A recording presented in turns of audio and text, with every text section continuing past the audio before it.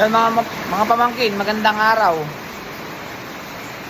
Ngayon lang ako nakapag-video, nakakalimutan ko. Meron nga pala ako i-vlog. Ano nang bang oras? Time check tayo.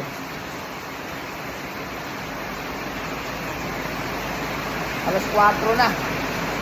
Umuwi na yung gumagawa natin. Maaga natin pinauwi kasi nga umuulan. Eh di rin naman sila makakagawa ngayon. Eh kasi open yan, no? Lakas ng ulan. Ang lakas ng ulan. Simula kanina ng tanghali, umuulan na. Ano?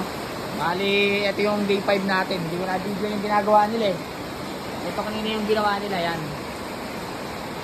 Uwi silang biga sa ano. Nabaklas nila yung bubong kanina. Baka by Monday, magaan na sila. Maglalagay na sila ng mga kahoy, yung lagayan ng bubong. Order na rin nga pala ako ng bubong. Hindi ko na rin na-video. Sobrang busy kasi kanina. Dami kong ginagawa eh. Yan. Maulan. Puro blessing yan. Sana nga blessing. Wala tayong magagawa eh. Ito talaga kalaban ng mga nagpapagawa ng bahay sa mga nagko-construction.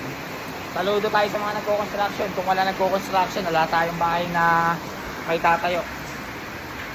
Ayan.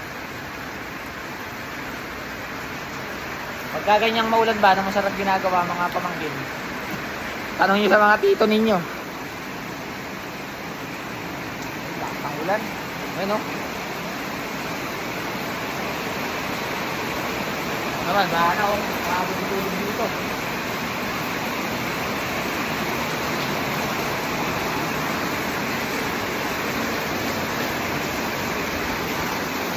Ayun o. Bali ang mangyayari nga pala dyan, yung bubong ko, medyo nakataas dito, mas mataas dito sa bubong dito. Mas mataas dito sa bubong na yan, tataasan nila. Para magiging mababa yan, ganun. Ayan.